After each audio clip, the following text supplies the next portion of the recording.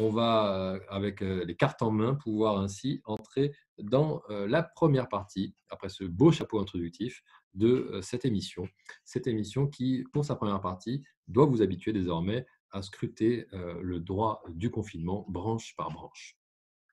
Alors, maintenant que nous entrons dans la première partie sur le confinement en droit, branche par branche, eh bien, nous avons, comme c'est d'usage pour un plan détaillé, concocté 2 sous-parties.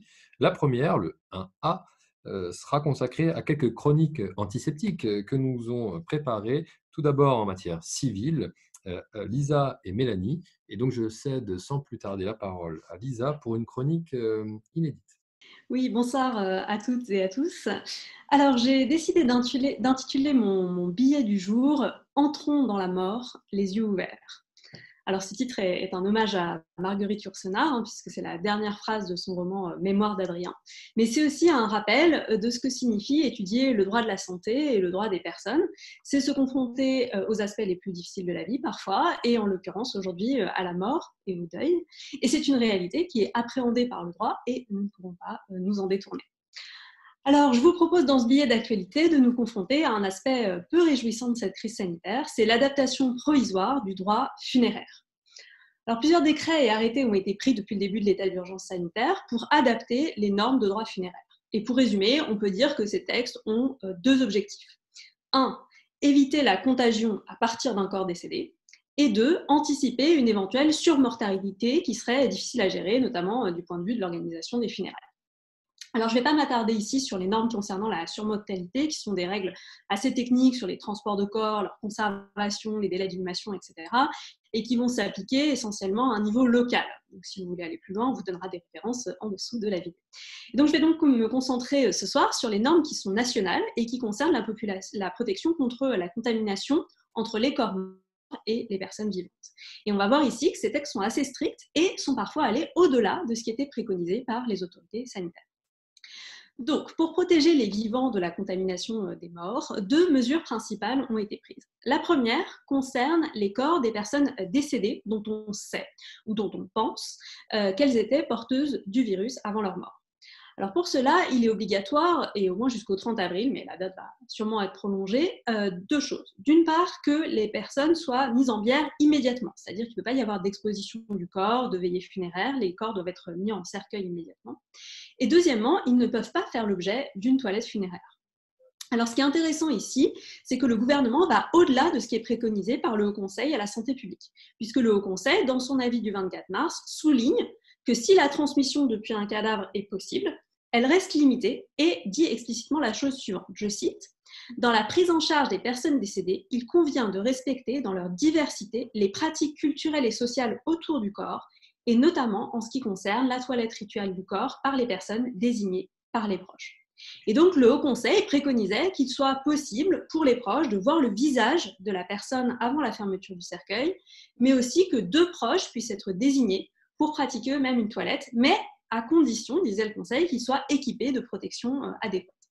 Alors pourquoi est-ce que le gouvernement a décidé d'aller plus loin ? Ce n'est pas explicité dans les textes, et c'est d'ailleurs un des nombreux désavantages de la voie réglementaire par rapport à la voie législative, c'est que souvent il n'y a pas de traces des discussions et des motivations des textes. Mais on peut espérer que ce soit par mesure de prudence, plutôt que, c'est l'autre hypothèse, parce qu'en fait on n'a pas les moyens d'équiper les proches en gants, en masques, en surblouses, etc., pour faire une toilette mortuaire en toute sécurité. Or, c'est d'autant plus problématique qu'on rappelle que la liberté d'organiser les funérailles, c'est une liberté fondamentale, en fait, qui est rattachée à la fois au droit au respect de la vie privée et à la liberté de conscience. Alors de plus, il faut qu'on souligne que l'interdiction de la toilette mortuaire, elle est une règle particulièrement stricte pour les personnes qui pratiquent une religion dans laquelle la toilette mortuaire est un rite funéraire important, et parmi ces religions, une en particulier, l'islam. Et comme par ailleurs, pour plein de raisons très diverses, certains départements comme la Seine-Saint-Denis, par exemple, s'annoncent être des départements particulièrement touchés par les décès par Covid-19, alors que ce sont par ailleurs des départements où l'islam est très pratiqué, on comprend que, comme pour beaucoup d'autres normes, les normes funéraires liées à l'état d'urgence seront en réalité plus sévères pour certaines populations que pour d'autres. Alors, deuxième mesure pour protéger les vivants de la contamination par les corps morts, l'interdiction générale de la thanatopraxie. d'abord, la thanatopraxie, c'est quoi? C'est une pratique qu'on appelle parfois aussi soin de conservation et qui est une pratique assez invasive qui consiste notamment à remplacer les fluides des corps avec des liquides conservateurs qui permettent de préserver le corps de la décomposition pendant plus longtemps et donc notamment de procéder à des présentations de corps et à des veillées funéraires plus facilement. Je vous avais prévenu que ça allait être la chronique du fun et de la joie. Alors cette interdiction de la thanatopraxie, elle est définitive pour les corps des personnes contaminées, c'est-à-dire qu'elle restera interdite même après la fin de l'urgence sanitaire, ça a été explicitement précisé. Mais actuellement, l'interdiction, elle est générale pour tous les décès qui surviennent en France jusqu'au 30 avril minimum. Alors, on comprend évidemment la motivation de cette interdiction, parce que même si les règles pour pratiquer la thanatopraxie sont très strictes, alors elles ne le sont pas depuis longtemps, hein, elles ne sont vraiment réglementées que depuis 2017, bah, c'est évidemment une pratique, parce qu'elle est un peu sanglante, qui expose beaucoup les professionnels de santé, alors même qu'elle est essentiellement esthétique, il faut bien le dire.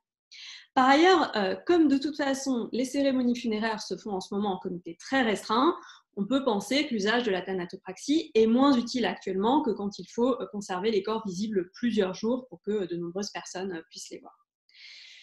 Alors, pour conclure, on sait que toutes ces adaptations du droit funéraire conduisent à des deuils qui sont parfois difficiles à vivre pour les proches. Hein, on l'a beaucoup vu dans les médias, ces proches qui sont empêchés de pratiquer les funérailles qu'ils et elles auraient souhaité. Mais on comprend bien en même temps la raison de ces adaptations en temps de crise sanitaire, hein, essentiellement pour la sécurité des personnes et en particulier des professionnels du funéraire.